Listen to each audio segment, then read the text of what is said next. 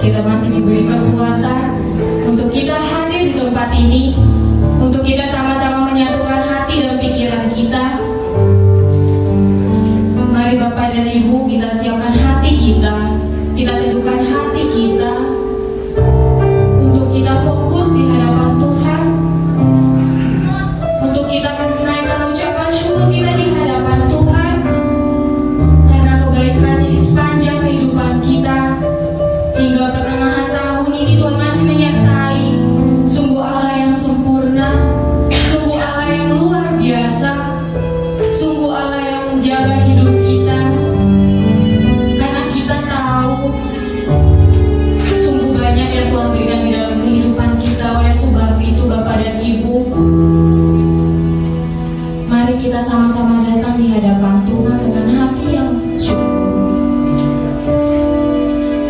Kita menaikkan ucapan syukur kita di hadapan Tuhan.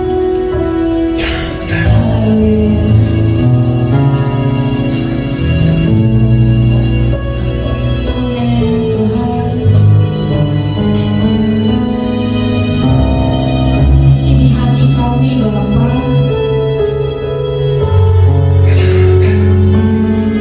Ini persembahan kami Tuhan.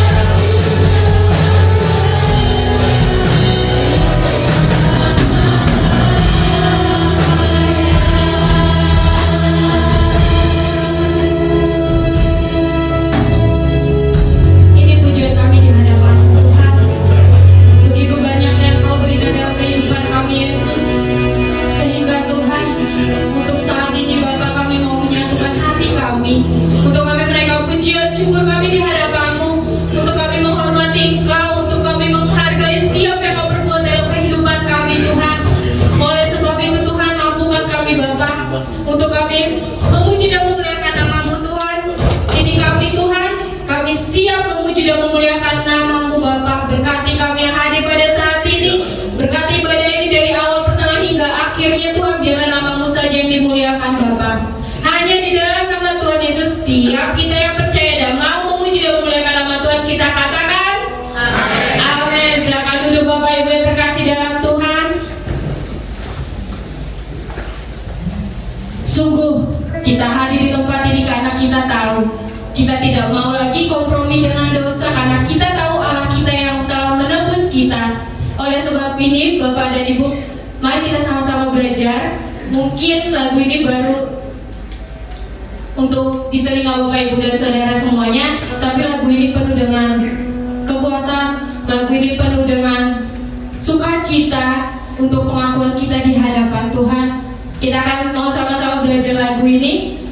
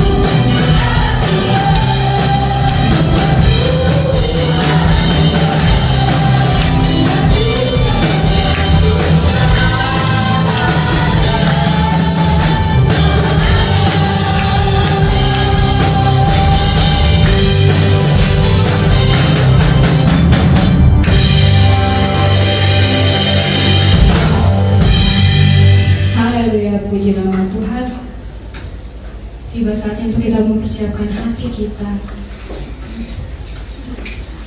untuk kita mau ditaburi oleh firman Tuhan. Kita teguhkan hati kita. Haleluya Yesus.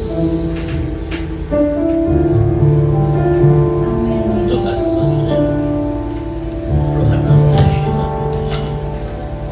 Yesus, terima kasih.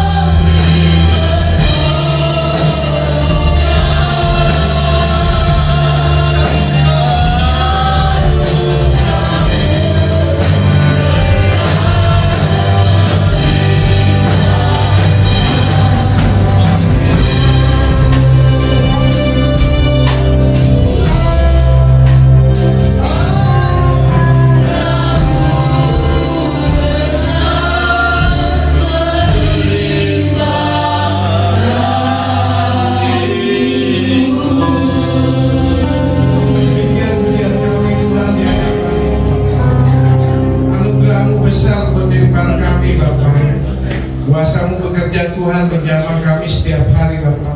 Memimpin kami Bapa, sehingga hidup kami boleh sesuai dengan rencana-Mu Bapa. Dan kalau pagi ini Tuhan, kami telah memuji Engkau, dan kami telah mengagungkan Engkau Bapa. Suatu kesempatan yang indah yang Kau berikan buat kami Bapa. Dan sementara kami mau mendengar firman-Mu Bapa, kiranya firman menjadi kekuatan buat kami, firman menjadi kehidupan kami Tuhan, dalam pengirian kami kepada Engkau Bapa. Terpuji-puji nama-Mu. Terima kasih Bapa. Di dalam nama Tuhan Yesus Kristus kami telah berdoa dan bersyukur. Yang percaya katakan amin. Shalom saudara. Puji nama Tuhan. Kalau pagi ini khotbah kita, program khotbah kita pada bulan ini tentang hikmat saudara. Kita akan belajar pada pagi ini berkat dari hikmat. Saya mau saudara aktif, kita baca pergantian saudara. Dari Amsal 3 ayat 1 sampai 10. Saya baca yang ganjil, saudara ikuti saudara dengan baca yang benar. Amsal 3 ayat 1 sampai 10. Hai anakku, janganlah engkau melupakan ajaranku, dan biarlah hatimu memelihara perintahku.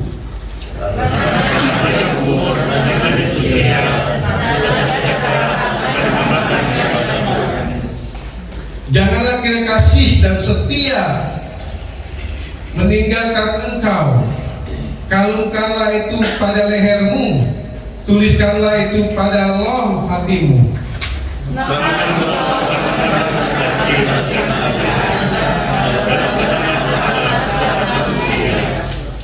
Percayalah kepada Tuhan dengan segenap hatimu, dan janganlah bersandar pada pengertianmu sendiri.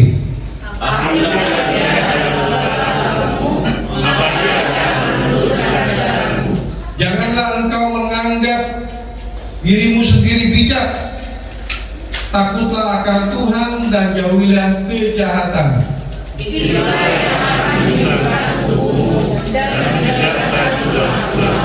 Muliakanlah Allah Tuhan dengan hartamu, dengan hasil pertama dari segala penghasilanmu.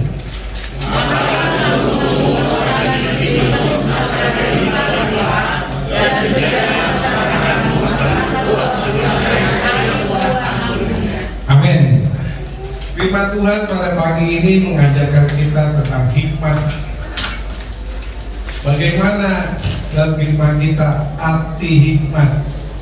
Kita akan ulas sedikit pada hikmat adalah kebutuhan manusia di dalam menghadapi realita kehidupan kita sehari-hari, di mana kita berjuang untuk bertahan hidup. Kita membutuhkan di mana pengertian-pengertian, kita membutuhkan kebijakan, kita membutuhkan suatu tindakan pengambil keputusan secara etis, dan kebijakan-kebijakan kita dan mental serta emosi kita, semuanya itu bergabung dalam suatu hikmat. Nah, hikmat di sini yang di Alkitab kita ajarkan adalah hikmat manusia atau kepercayaan pengetahuan yang terhimpun, di mana memiliki konsep pengalaman kita, pengamatan kita atau observasi yang diajarkan dari generasi ke generasi, yang polanya yaitu pertama takut akan Tuhan. Jadi permulaan hikmat adalah takut akan Tuhan, bukan sekolah di TK, SD, SMP, tapi permulaan hikmat adalah takut akan Tuhan. Bagi bangsa Israel, hikmat atau pengetahuan akan Allah tidak dapat dipisahkan dengan pengenalan akan Allah. Merupakan Allah merupakan sumber atau pemberi pengetahuan dan pengertian. Jadi kalau hikmat bangsa Ibrani itu, di mana dia mengutamakan Tuhan, Dan Tuhan adalah sumber dari segala sesuatunya. Hikmat, yang itu yang dikatakan hikmat. Di mana dikatakan bahwa, kita contohkan bahwa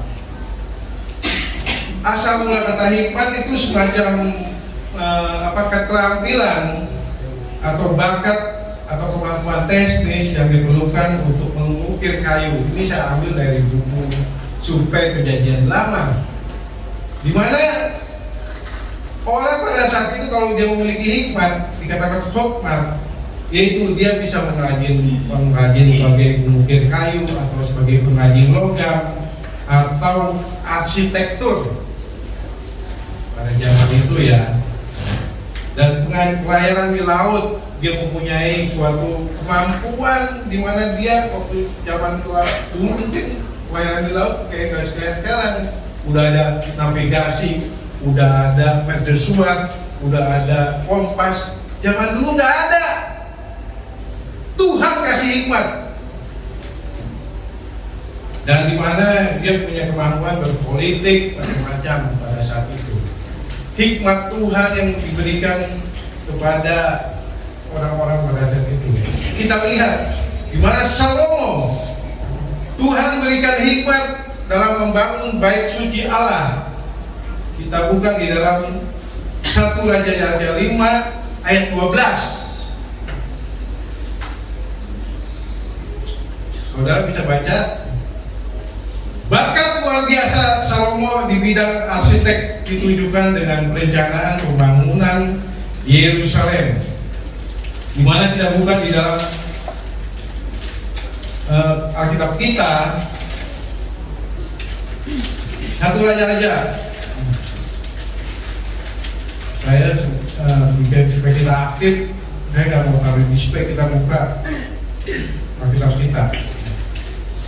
Dan Tuhan memberikan hikmat kepada Salomo seperti yang dijanjikan kepadanya. Maka damai pun ada di antara Hiram dan Salomo. Lalu mereka berdua mengadakan perjanjian. Di sini dikatakan Tuhan memberikan hikmat kepada mereka untuk membangun suatu bait suci Allah. Dan Tuhan juga memberikan suatu hal yang luar biasa buat Salomo. Dimana kan Salomo adalah orang yang satu-satunya orang di dunia ini yang diberikan hikmat begitu luar biasa.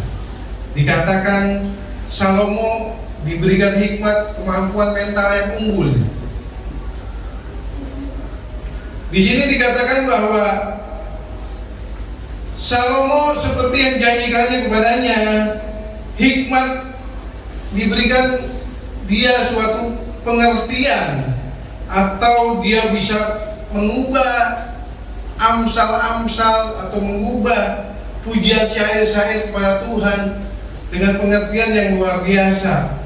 Di dalam 1 Raja-Raja yang keempat ayat yang ke-29 dan ke-30 dikatakan demikian.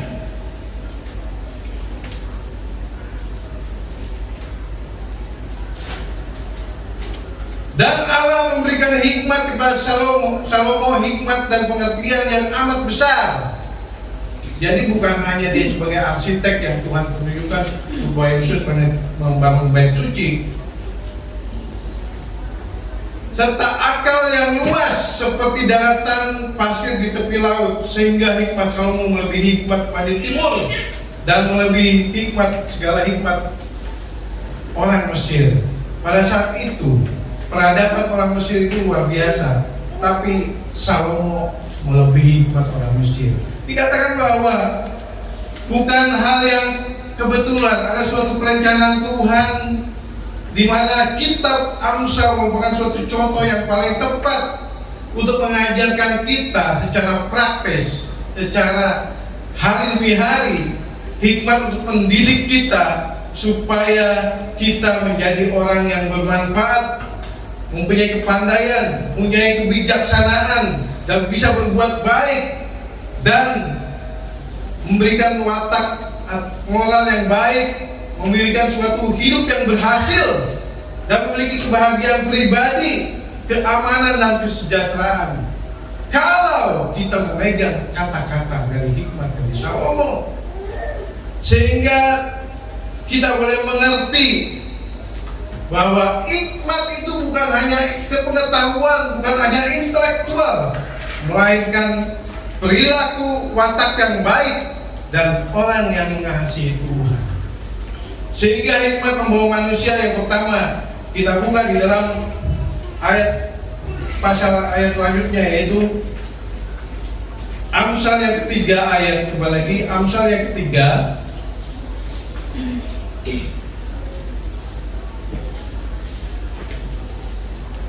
ayat 1 sampai 4. Hai anakku, janganlah engkau melupakan ajaranku, biarlah hatimu melihara perintahku, karena panjang umur dan lanjut usia serta sejahtera yang ditambahkan kepadamu. Janganlah kiranya kasih setia meninggalkan engkau. Kalungkanlah itu pada lehermu, tuliskannya pada loh batumu, maka engkau mendapatkan kasih penghargaan dalam pandangan Allah dan manusia. Di sini berbicara bahwa hikmat membawa kita untuk berharga di mata Tuhan dan manusia. Ada satu poin di mana yang pertama, mengapa kita tidak boleh melupakan ajaran Tuhan? Karena kalau kita mau mengasihi Tuhan, selanjutnya, display selanjutnya, slide selanjutnya, Pak Anton. Jadi kalau kita mau mengasihi Tuhan dengan segenap hati, kita tidak boleh melupakan ajaran Tuhan. Yang hari-hari ini orang Kristen rata-rata di dunia ini, bukan di sini, di dunia ini, yaitu melupakan ajaran Tuhan. Loh, kok bisa?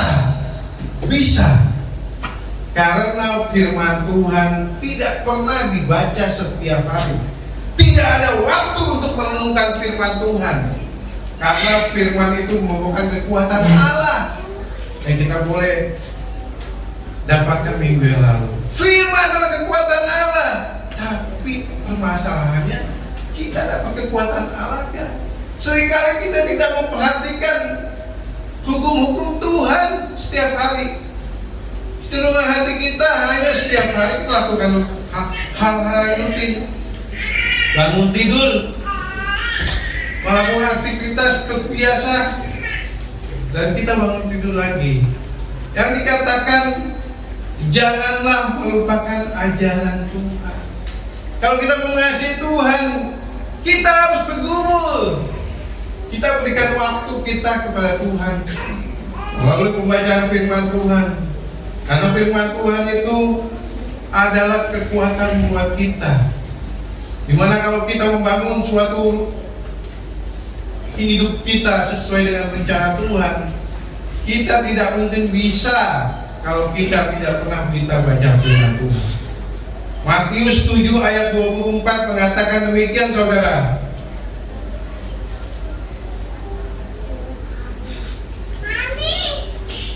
Setiap orang yang mendengar perkataanku dan melakukannya hanya sama dengan orang bijaksana, orang yang berhikmat, yang mendirikan rumahnya di atas batu. Artinya apa? Ada fondasi yang kuat.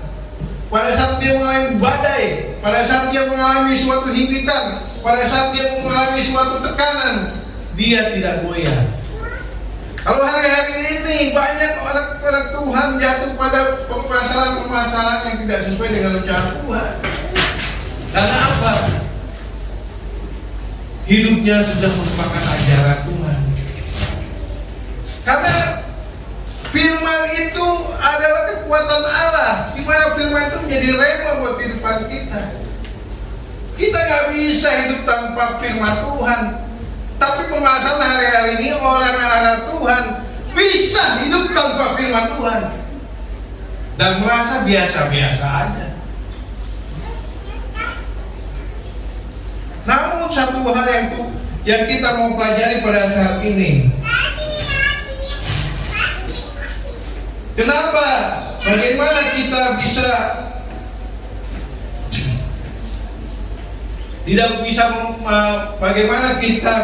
tidak melupakan ajaran Tuhan?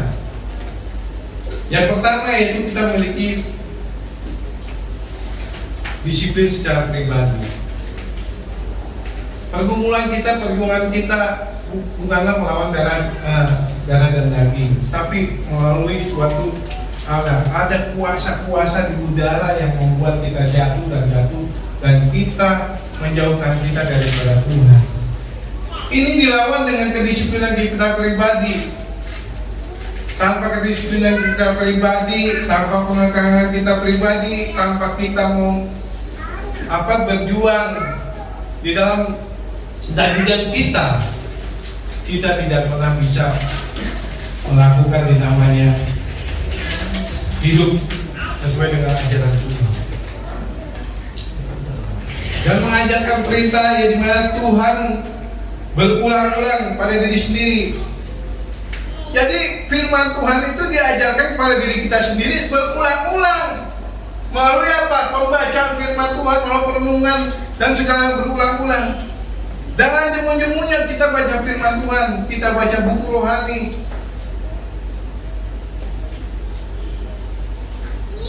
Kalau perlu kita apa tuh ayatnya. Sehingga anak-anak Tuhan itu bisa meresapi dan mengalami Yesus dalam kehidupannya. Firman Tuhan dan berita Tuhan menjadi rema dalam hidupnya. Dan akhirnya hidupnya sesuai dengan firman Tuhan. Yang dikatakan, apa artinya panjang umur? Apa artinya umur 80 tahun kita? Kalau kita tidak menjadi standar buat orang generasi selanjutnya. Kalau kita hidupnya ngaco, mendingan gak usah lama-lama. Karena membuat semakin lama semakin masuk ke neraka kita. Tapi kalau yang Tuhan mau, hai, janganlah engkau melupakan ajaran kamu. Biarlah aku memelihara perintahku. Ada tuh maintenance. Kalau di pabrik tuh mesinnya dipelihara terus, macet, di servis. Nah, demikian hidup kita. Pada saat kita mungkin ada yang kotor nih, dibersihin sama mekaniknya supaya mesinnya jalan lancar lagi. Nah, kehidupan kita juga demikian. Kalau mesinnya rusak terus tolong, ayo udah ganti aja lah, main baru. Nah, kehidupan kita juga demikian, saudara. Tuhan mau kita berpanjang umur, artinya apa? Yang dikatakan kita memberikan suatu warisan yang akan dibawa ke generasi selanjutnya. Apa artinya kita punya suatu umur yang panjang, tapi kita menjadi batu sandungan? Tapi Tuhan mau kita berkarakter Kristus sehingga kita bisa mewarisi apa yang kita kerjakan hari ini untuk generasi selanjutnya. Kita lihat, pendeta kita Masa Toto bekerja melayani dari muda. Itu adalah suatu contoh. Pastor Yohanan karakternya jadi contoh buat generasi selanjutnya. Apalagi Pak Solan berhasil dan dia mampu dan dia melakukan firman Tuhan dengan luar biasa. Itu jadi suatu contoh sehingga Tuhan bilang panjang umurmu. Kalau saudara meninggal, saudara mewarisi apa? Buat anak-anak, rumah kan, mobil kan. Yang saya sering konseling ke pernikahan, yaitu yang pertama watak, pola asuh. Kalau bapaknya orangnya keras, anaknya 1, 2, 3 pasti ada yang keras. Karena itu yang dibalaskan. Selanjutnya, yang kedua, hikmat membawa kita percaya kepada Tuhan.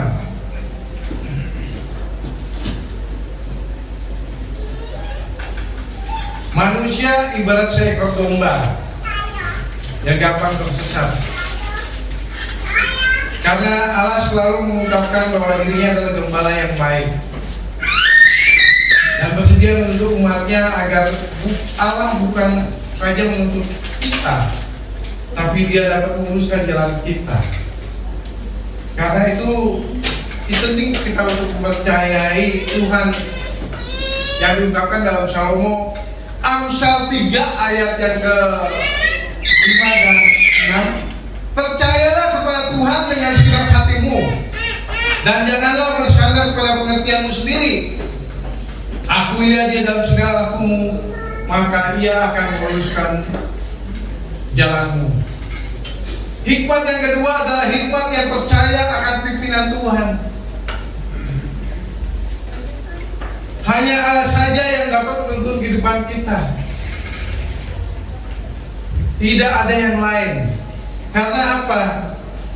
Ia sanggup membuka jalan, Ia sanggup menunjukkan jalan, dan Ia membuat kita menjadi berguna. Mazmur yang ke-18 ayat 33 demikian firman Tuhan. Allah Dialah yang mengikat pinggangku dengan perkasaan dan membuat jalanku rata. Artinya apa? Tuhan akan menunjukkan jalan-jalan buat kehidupan kita. Kalau kita bersandar pada Tuhan, bukan pengertian kita sendiri, dan seringkali kita melakukan otak kita, suatu konsep pemikiran kita yang kita mau kerjakan, tapi tidak ada datanya Tuhan. Dan Allah tidak saja mewujudkan bagi kita suatu pendampingan, Dia memimpin kita jalan serta Yesus, jalan sertanya setiap hari, jalan serta Yesus, jalan sertanya selamanya, jalan dalam duka, jalan dalam suka. Artinya apa? Ada Tuhan yang memimpin kita. Mazmur 32 ayat 8 mengatakan, Aku hendak mengajarkan dan menunjukkan kepadamu jalan yang harus kau tempuh, memberi nasihat, mataku tertuju padamu. Artinya apa? Tuhan konsentrasi kehidupan kita. Orang-orang yang dikasih Tuhan, pertanyaannya, kita fokus gak ke Tuhan hari ini? Dan percaya kepadanya dengan segenap hati kita. Percaya di sini bahwa Tuhan adalah Allah yang kuasa, Allah yang memiliki kita. Tuhan Dialah yang menjaga buat kehidupan kita. Mazmur 21 ayat 1 sampai Mazmur 121 ayat 5. Tuhanlah penjagamu, Tuhanlah menaunganmu di sebelah tangan kananmu. Dialah Allah yang menampingi kehidupan kita.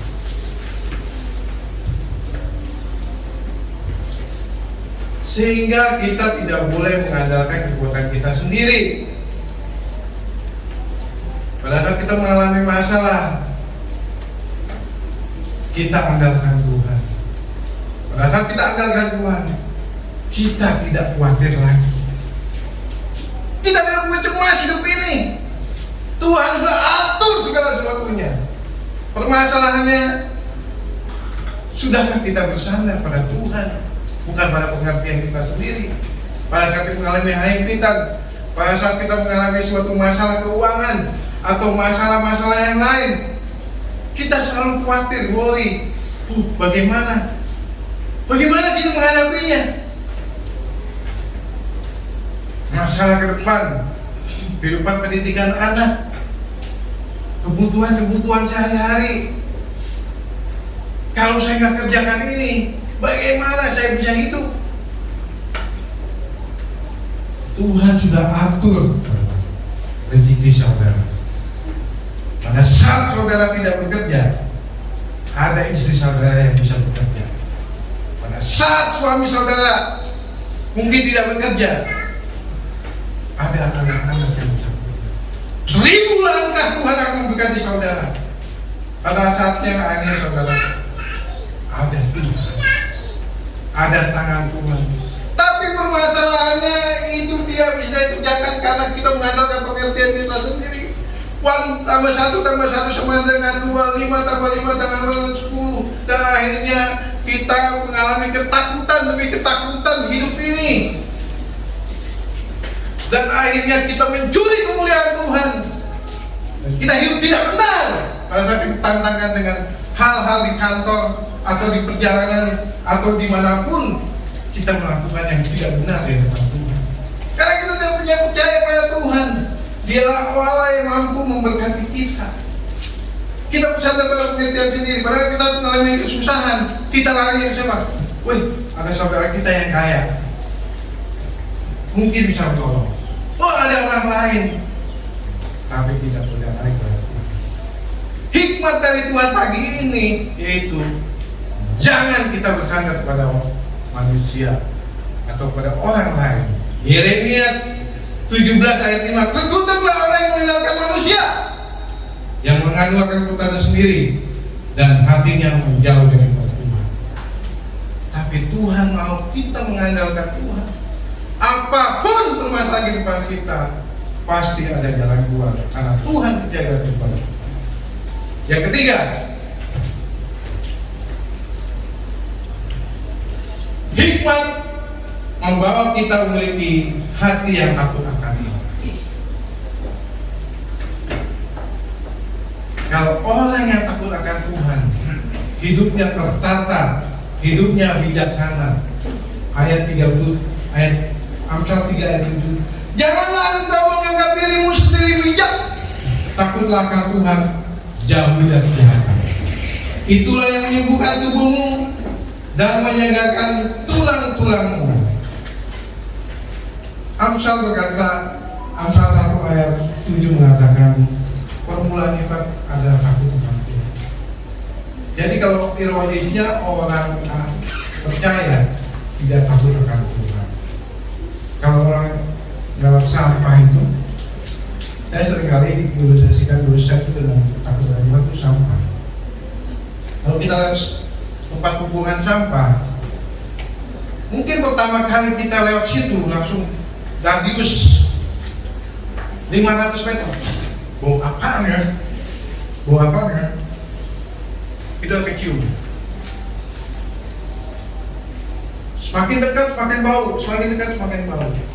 Besok lewat lagi 400 meter, bau apa? 500 meternya udah lewat. Besok lewat lagi, tinggal 200 meter. Besok lewat lagi, pas lewat sampah, biasa aja, nggak bau.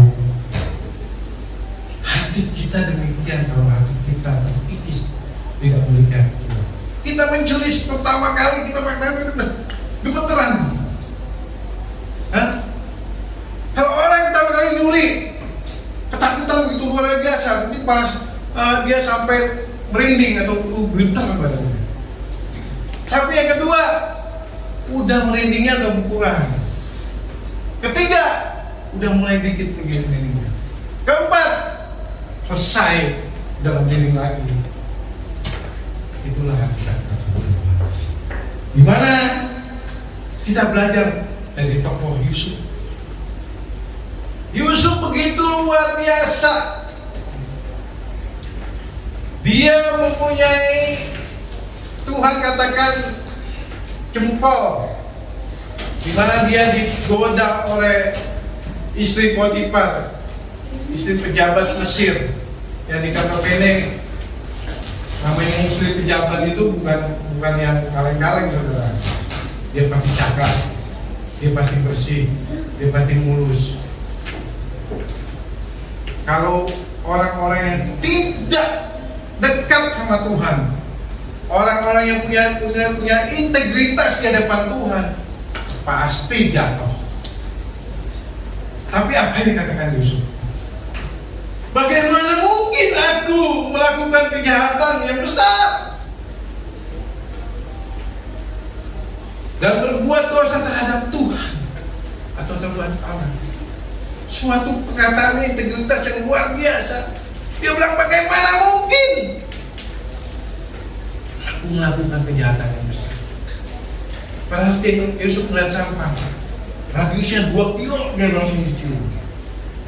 Dia tinggalin lewat jalan itu. Dia tidak lewat jalan. Tapi kalau kita tidak kuat di hadapan Tuhan, tidak merenungkan firman Tuhan, tidak punya rema dalam kehidupan kita, tidak mengalami Yesus, pasti dikasih Tuhan untuk melakukan cek balance korupsi. Pak, tanganin aja Pak, udahlah, ini nggak dosa kok, rilis duitnya, kantong yang sisanya. Artinya apa? Orang korupsi pertama takut, kedua biasa, ketiga udah biasa, nggak takut lagi. Nah demikian juga kehidupan kita. Kalau kita memiliki hikmat dari Salomo, yaitu kita mempunyai hati takut akan Tuhan. Jauhi kejahatan, kita tidak egois lagi, tidak mementingkan diri sendiri, karena Yakobus 3 ayat yang ke-16 mengatakan bahwa di mana kita egois itu adalah kejahatan. Sebab di mana ada iri hati dan mementingkan diri sendiri, selalu di situ ada kekacauan dan segala macam perbuatan jahat. Jadi kalau kita hidup kita egois, kita mementingkan diri sendiri, kita suka iri dengan orang lain, kita sudah melakukan kejahatan. Egois artinya apa? Buat saya aja, semuanya saya makan, orang lain nggak dikasih. Itu suatu keegoisan. Dalam rumah tangga kemarin waktu konseling saya bilang, tantangan suami istri dalam kehidupan hari-hari keegoisan. Suami istri itu cuma satu. Kalau suaminya nggak egois, selesai itu acara rumah tangga. Tapi kalau istrinya mementingkan diri sendiri, nggak mau susah, nggak mau capek, suaminya begitu, nggak mau susah, nggak mau capek. Apa akhirnya? Kamu deh ngerjain, enggak kamu, enggak kamu. Akhirnya kekacauan itu terjadi. Mulai kejahatan di situ. Yang selanjutnya, karena waktu juga sedikit lagi saudara. Yang terakhir, hikmat membawa kita memuliakan Tuhan dengan harta kita. Muliakanlah Tuhan dengan hartamu. Ayat yang 9. Dari hasil pertama segala penghasilanmu, maka lumbung-lumbungmu akan diisi penuh sampai berlimpah-limpah, dan bejana pemurahanmu akan meluap dengan buah anggurnya. Amin saudara. Amin. Muliakan Tuhan dengan harta kita, di mana tujuan Tuhan memberikan harta buat kehidupan kita, supaya kita bisa bersyukur.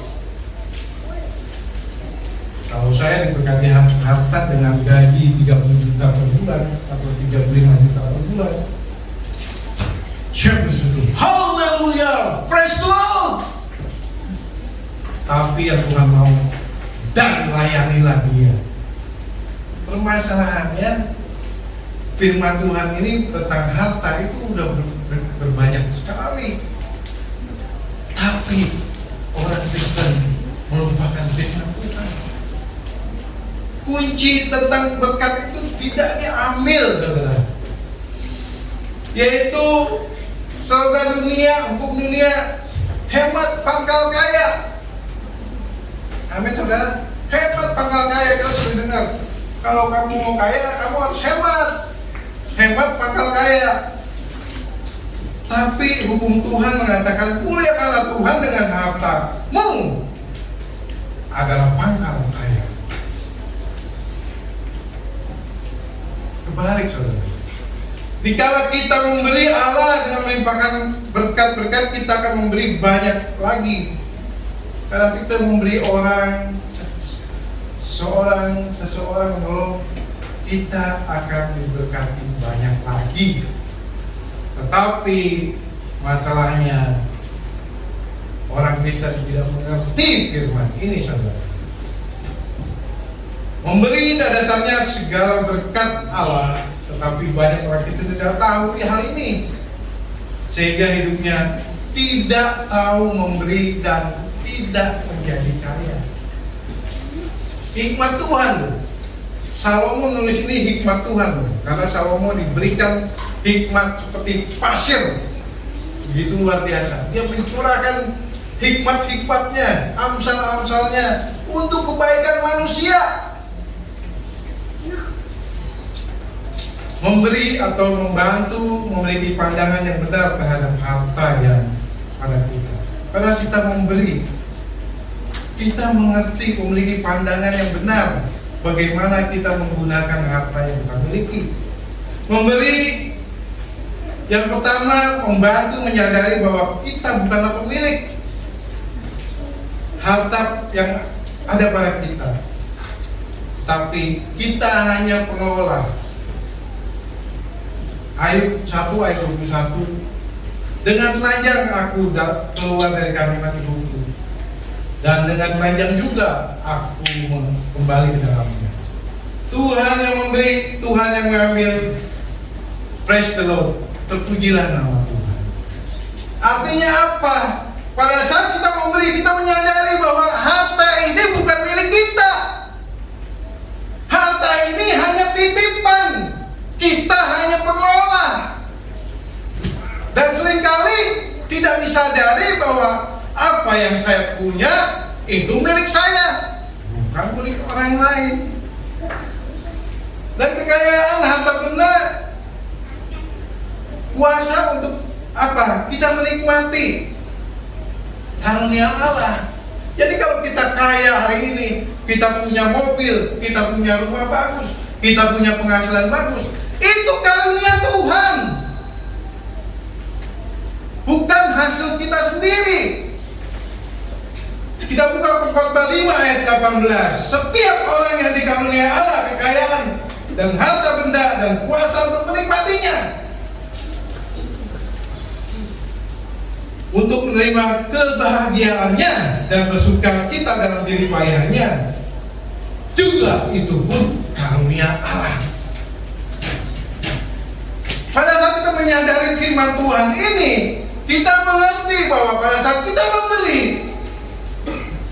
kita memiliki pandangan yang baik tentang harta kita. Yang kedua, memberi membebaskan kita dari keterkaitan harta. Orang kikir diperhamba dengan hartanya, dan orang kikir tidak dapat bagian dari kerajaan surga. Firman Tuhan mencatat dalam 1 Korintus 9 ayat 1 Korintus 6 ayat 10. Saudara bisa baca itu. Orang yang murah hati berbuat baik pada dirinya sendiri. Artinya apa? Kalau kita murah hati kepada orang lain, bukan buat orang lain. Firman Tuhan mengatakan buat dirinya sendiri. Kalau kita bermurah sama orang, bisa memberi orang, kata Tuhan bilang, firman Tuhan di dalam Amsal 11 ayat 17 mengatakan, kamu melakukan itu bukan buat orang lain, tapi buat dirimu sendiri. Dan memiliki Allah dalam hidup kita. Pada saat kita bermurah hati, kita mau bisa memberi, kita memiliki Allah dalam kehidupan kita. Pada saat kita tidak bisa memberi, kita tidak memiliki Allah dalam kehidupan kita. Karena Allah dikatakan kasih.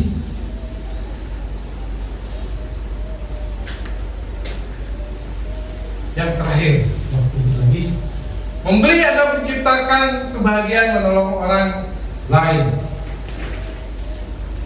Ada suka tersendiri jika kita bisa menolong orang lain dengan harta yang ada pada kita. Makanya kalau kita bisa memberi karena kita orang kaya, makanya Tuhan mau kita kaya dan kita miskin, kita bisa menjadi berkat buat orang lain. kita bisa menolong orang lain. Kalau kita susah, bagaimana kita bisa menolong orang lain? Sukacita karena Allah telah apa? Pada saat kita memberi, sukacitanya apa? Kita dilipat gandakan berkat kita. Seringkali pada saat kita memberi, saya seringkali ilustrasikan di mana kita punya keran di luar, ada selangnya, kita mau semprot mobil kita atau taman di rumah kita, pohon-pohonan. Keran dibuka, selang itu mengalirkan. Pohon-pohonan di rumah juga gembira. Saya pagi-pagi sering ngerumpukin pohon tuh, senang. Pohon-pohonnya langsung segar, ya, tawa-tawa. Memberikan kebahagiaan buat tanaman. Nah, pada saat kerannya ditutup, sumbernya ditutup, saya tanya, selangnya isinya masih ada airnya nggak? Selangnya masih ada airnya, artinya hidup kita itu sebagai penyalur selang. Pada saat keran mati pun, air itu tetap tinggal di hidup kita. Berkat itu tetap ada dalam kehidupan kita.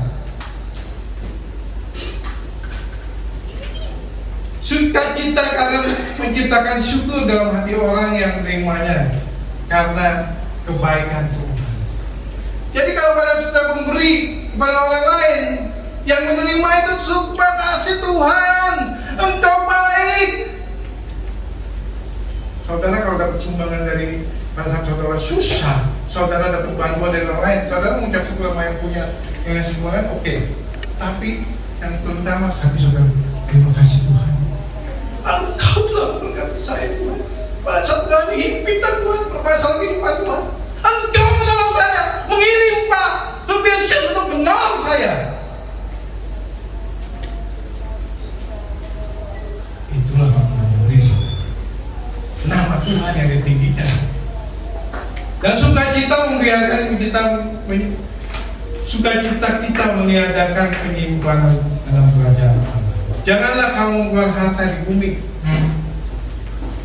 Di bumi ngerat dan karat merusaknya, mencuri, membongkar dan mencurinya. Tetapi kumpulkan bagimu harta di surga, di mana nyengat dan karat tidak merusaknya, mencuri tidak membongkar dan mencurinya. Amin. Untuk firman Tuhan bahwa hidup kita tidak bergantung pada harta kita. Dan Tuhan mau hidup kita untuk kemuliaan Tuhan. Kita punya menyimpan harta kita di surga. Amin. Firman Tuhan yang membangkit berdiri. Kau sungguh indah tiada taranya, sungguh mengagumkan. Karena waktu juga, oh haleluya, Guds. Terima kasih Tuhan atas firman pagi ini Bapak. Firman memberikan kekuatan buat kami, stamina buat hidup kami Tuhan.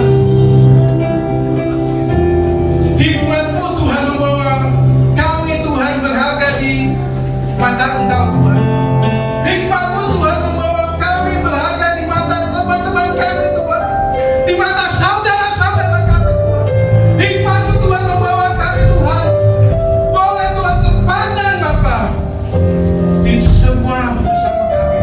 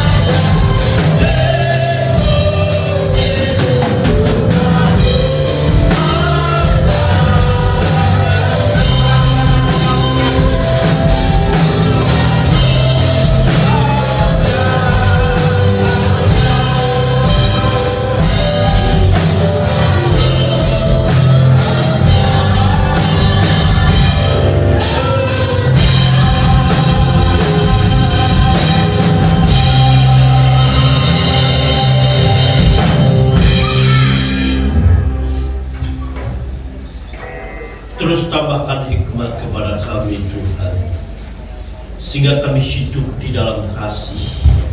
Kami mengakui Engkau ada menyertai kami, sehingga kami terus tetap bersandar kepada Tuhan dan hidup di dalam memuliakan Engkau, bukan melalui sikap dan perkataan kami saja, tetapi kami memuliakan Engkau dengan harta yang Tuhan berikan.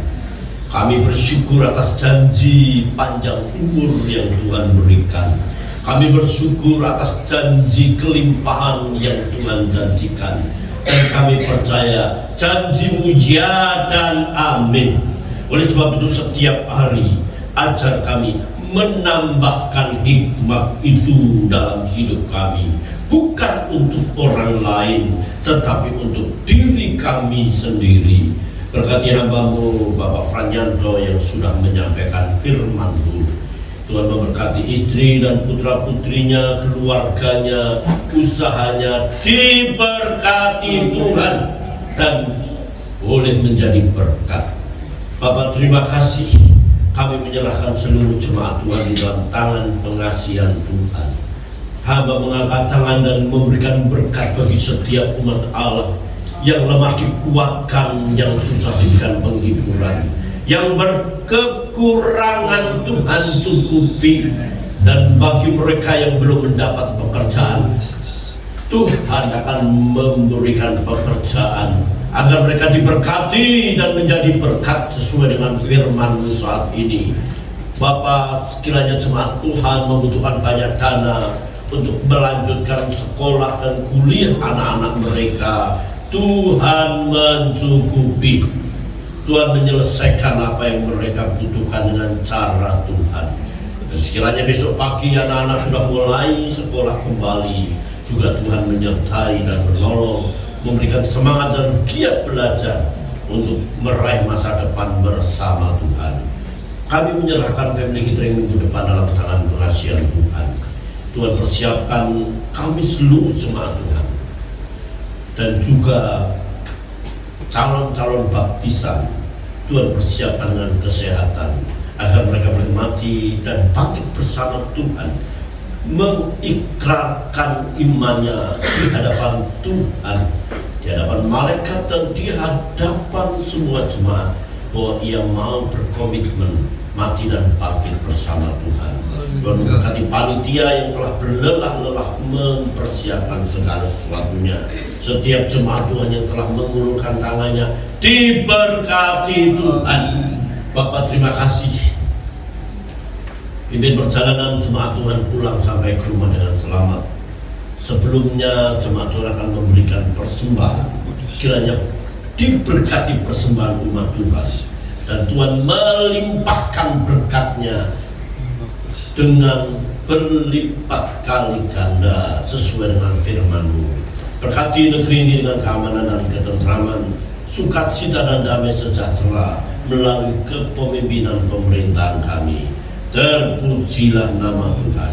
Saudara, arahkan mata hatimu kepada Tuhan yang mengasihi engkau, menyertai dan melindungi dan menjaga engkau dalam pemeliharaan dan penyertaan yang sempurna. Terimalah damai dan sejahtera dari Allah Bapa, kasih setia dari Yesus Kristus Tuhan, dan persekutuan Roh Kudus menyertai saudara sekalian sampai Maranatha Yesus datang menjemput kita. Haleluya. Di dalam nama Tuhan Yesus Kristus kami berdoa. Amin.